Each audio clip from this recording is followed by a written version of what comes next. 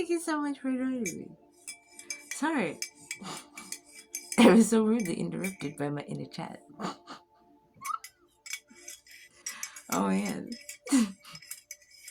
Now that the Power Rangers is over, adults can finish their conversation and we can tuck the little inner child away. I think it's the Pippi Longstocking braid, y'all. It's doing its thing. Mm. Don't judge me. There. You happy?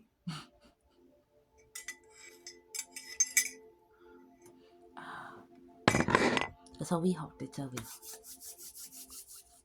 hope. Enlightenment is the ultimate goal of the Buddhist practice.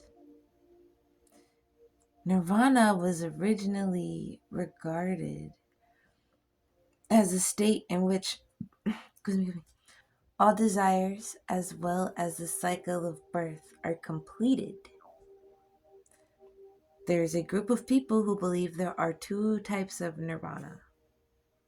One is that the person has eliminated all illusions and they will no longer be reborn in the six paths, but they are still bound to the world of suffering because you possess a body, and to have a body is suffering, just as various stages of suffering. The second stage of nirvana is one where you have completed your life cycle and you no longer have a use for a body. Some people believe that the ultimate goal of enlightenment can't be achieved until you die.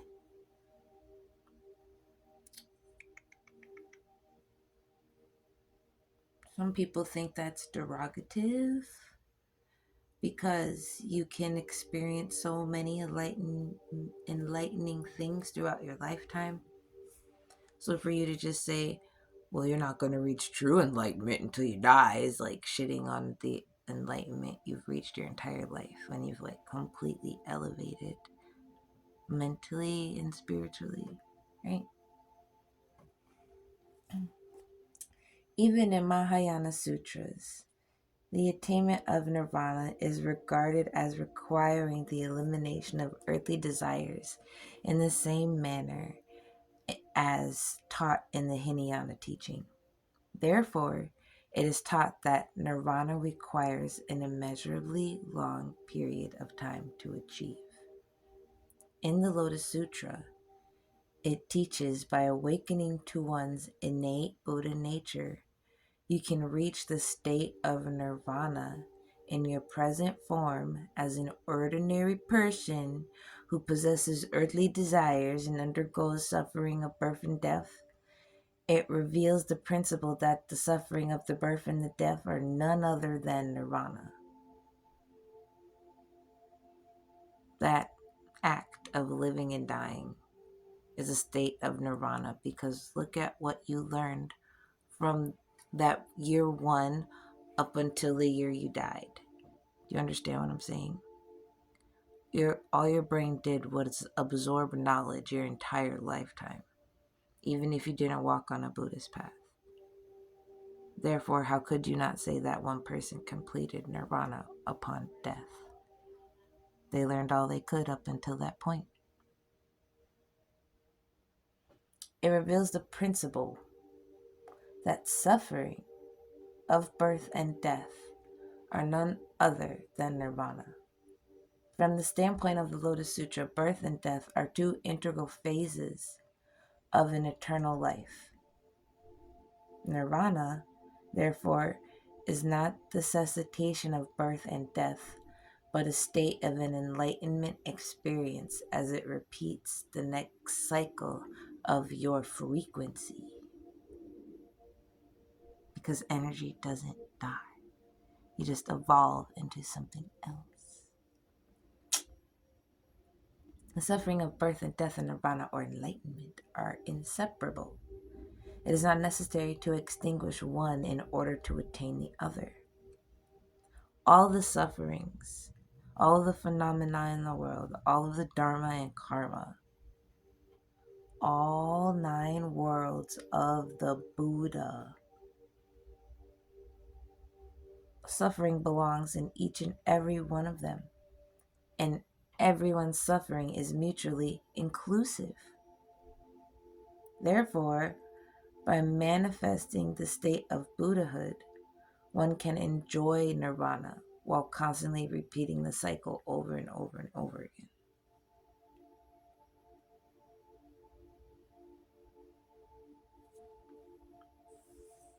At the Nirvana school, there was a Nirvana Sutra that flourished in southern China in the 4th and 5th centuries. The Nirvana Sutra, defined as Shakyamuni's ultimate teaching and maintained teaching based on the sutra that Dharma body is eternal and the Buddha nature is inherent. The Nirvana Sutra is subordinate to the Lotus Sutra. It was later established in a system of classified sutras within the 5 periods and 8 teachings. When this Nirvana Sutra was preached, the prediction had already been made in the Lotus Sutra that 8,000 voice hearers would attain Buddhahood, and predictions that would, like a great harvest, would be stored away for winter. There was nothing left of it. Thus was the rise of the Tiantai school in the Sui dynasty. The Nirvana school began to decline and was eventually absorbed by the Tiantai school. The teaching of the Nirvana school was transmitted into Japan, but it did not become an independent school. The Nirvana Sutra is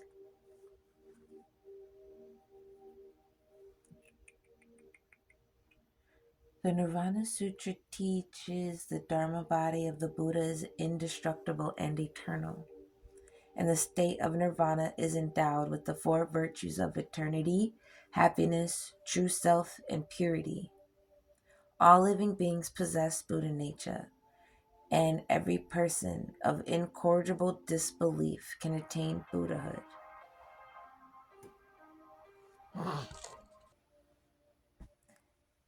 The southern version of the sutra, translated in the Lusong dynasty, has a revision that consists of 6 volumes and corresponds to the first 10 volumes of the Dharmakasha version of the Nirvana Sutra.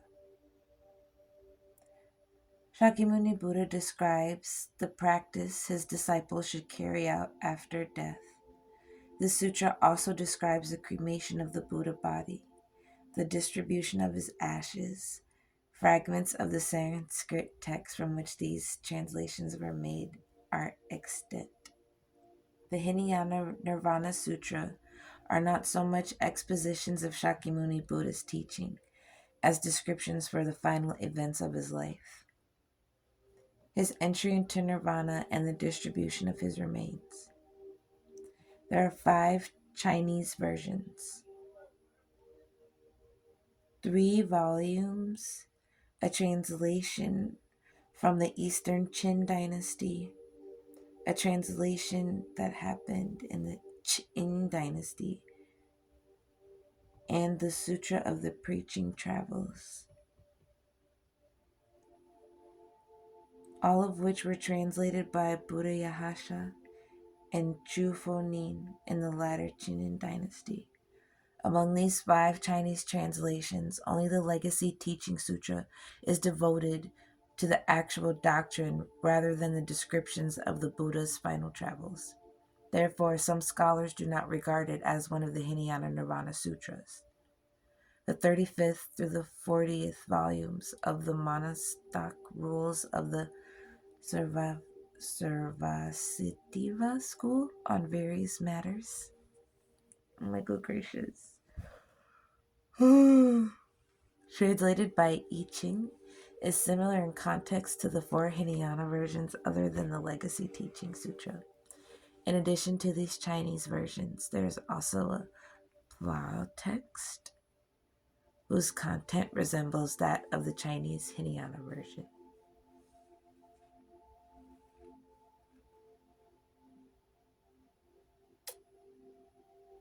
It's been watered down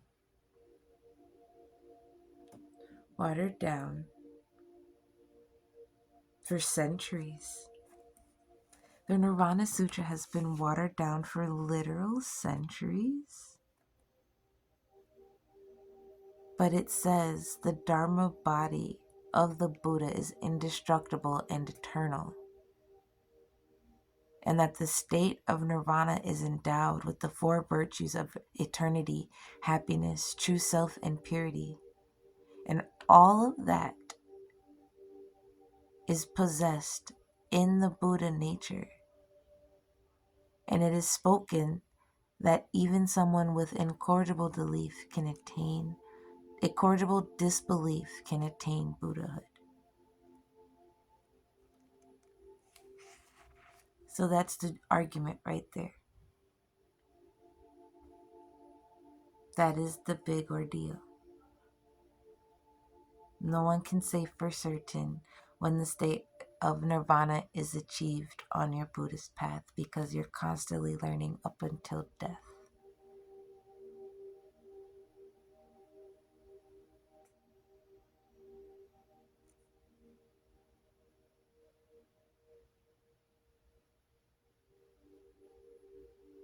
Oh, this is about the layers of consciousness. So let's say you have obtained Buddhahood on every layer of consciousness except for two.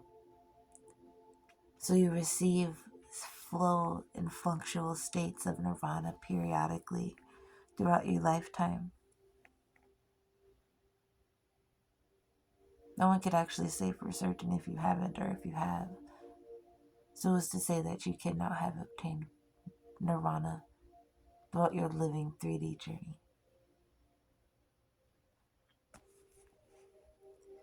There are 9 kinds of discernment. Consciousnesses. The 9 consciousnesses are sight, hearing, smell, taste, touch, mind, mano, alaya, amala.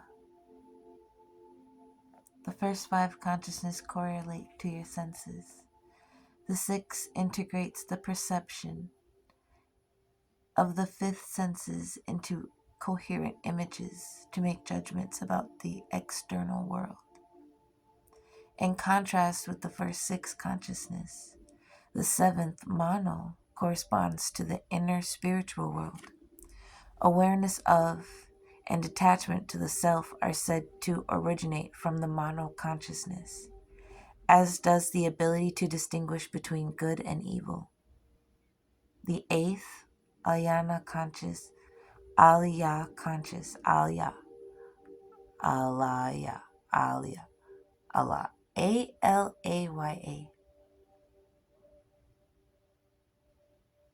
alaya, alaya. That's a long A. Alaya. Alaya consciousness exists in what modern psychology calls the unconscious. All experiences of present and previous lifetimes, collectively called karma, are stored there. The alaya conscious, alaya.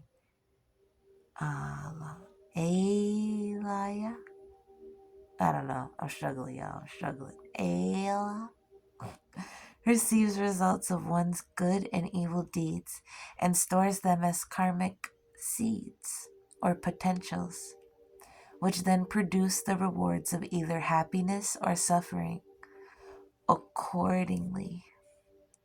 Hence, it was rendered as storehouse consciousness. In Chinese, the Alaya consciousness thus formed the framework of individual existence. The Dharma characteristic school regards the eight consciousnesses as the source of all spiritual and physical phenomena. The summary of Mahaya school, the Tian Tai school, and the Flower Garland school postulate a ninth consciousness called Amayala, Amala, Amala, which lies below the Alaya conscious and remains free from all karmic impurity. The ninth consciousness is defined as the basis of all life's functions. Hence, it was rendered as fundamental pure consciousness in Chinese.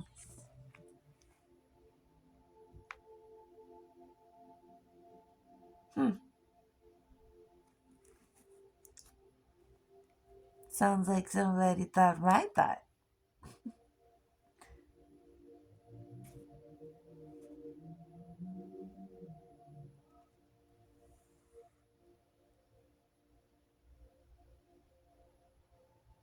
When you dive into your spiritual practice, when you dive into your study, when you decide to heal yourself, mind, body, and spirit,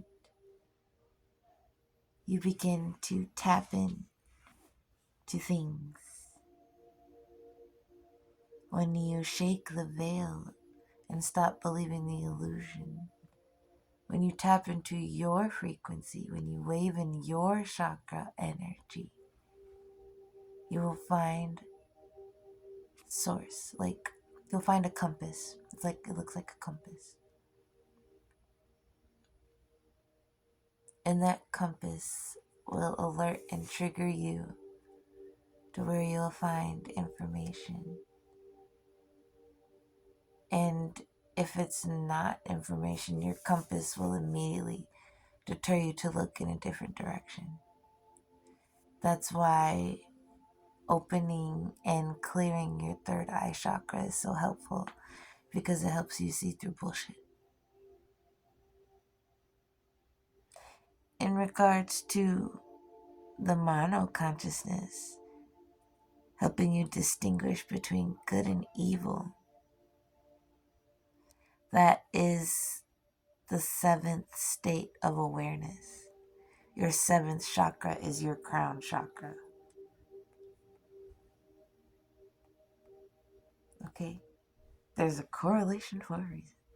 There's a ninth consciousness for a reason, because you have more chakras going up past your crown chakra.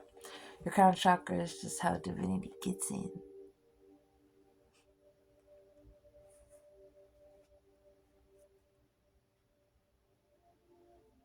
When you begin to reap the benefits of your karma being stored, you will begin to see signs and synchronicities, because your 3D body needs to be alerted of what the spiritual is doing, what the spiritual is saying, what the spirit is representing. So once you get in a flow state, tapping in, cleansing your chakras, receiving your messages, you begin to tap into the Alaya conscious, which is pure consciousness, which is that second layer, right? That one above the star chakra. Once you open it, you cannot stop the karmic seeds from producing and growing and flourishing, because they're being watered, not just by your path, but by your chakras being in alignment. They're being watered by the divine. They're being watered by your angel team and your spirit team, because you're tapped into the Alaya consciousness where that resides. Okay? Okay. Or sorry. Yeah. Amala. The Amala. Amala. Past, present, future. Amala. Alaya. Sorry. Alaya. Amala.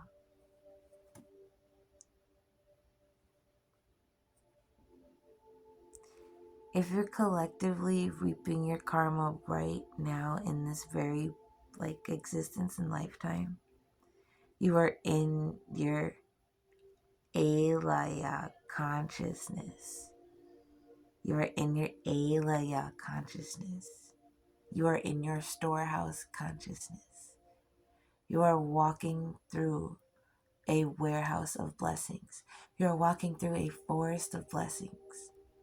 You've been walking through this forest of blessings, but you're not aware of this level of consciousness yet. You were tapping in and receiving your guidance and walking by faith and not by sight. And now the blind can be taken off. Now you can walk with sight and faith. Now you can step into the 9th level of consciousness, the Amaya consciousness. Amala consciousness. Now you can tap in. This is instant manifestation consciousness. This is direct message from Metatron. This is direct message from Gabriel. This is direct message from God. This is, I said no when I meant no, and now you're physically being pushed. Now you physically feel that hand on you, like, oh my God, I just heard and felt no. Oh my goodness, yes. That is the consciousness you are stepping into because of your ordeal with Nirvana. Your states of Nirvana. That pure enlightenment, that duality, that inherent nature of cause and effect, that 12 chain link awareness. You are stepping into the karma and dharma of all the phenomena in the world. You're tapping into something bigger than you. Don't be afraid. Embrace it just like how you embraced your journey this far. What are you to be scared of? We will go to phenomena.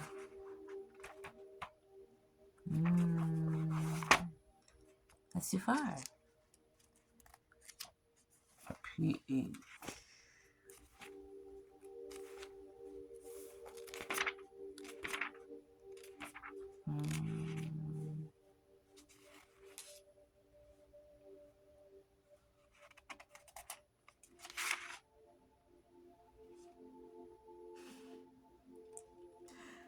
Okay.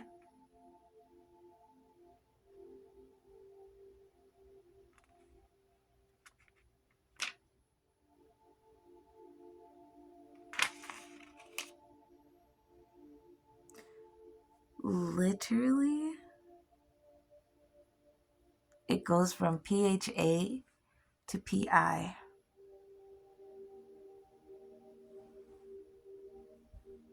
Absolutely ridiculous. I do have perception of truth and blissfulness in all phenomena. I do have perfect enlightenment, Sutra.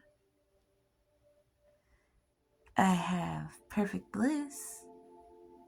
How dare you?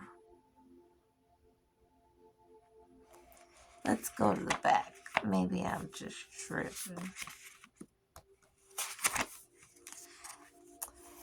I, J, K, N.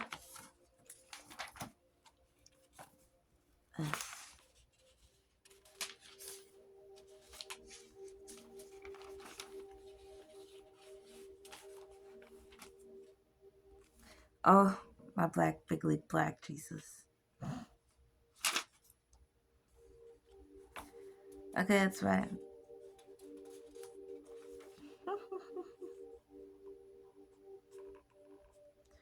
Gosh, diddly darn it, dude. Now I need to get another book. That's fine. It is a way of insight. One who has attained the 3 stages of worthiness and the 4 good roots enters the way of insight. This is the first of the 3 ways. The other 2 begin the way of practice and the way of the heart, or the one who has more to learn. In this stage, one obtains wisdom, unattained by outflows or earthly desires, and clearly perceives each of the 4 noble truths: the suffering, the cause of suffering, the cessation of suffering, and the path to the cessation of suffering. The way of insight is also recognized in the Mahayana teaching as the stage of starting your bodhisattva practice. Well done! This is one of 10 honorable titles of a Buddha. You will be well gone, well departed, having gone to a world of enlightenment in the physical. One of the 10 honorable titles of a Buddha is well attained. It means that one has eliminated earthly desires with a power of wisdom and attained the stage of Buddhahood, never again having to undergo the suffering of birth and death. It means good departure.